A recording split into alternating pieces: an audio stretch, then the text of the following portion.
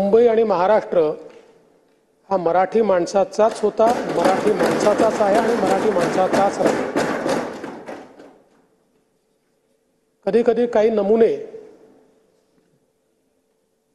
चुकीचं वक्तव्य करतात, माज आणल्यासारखं करतात।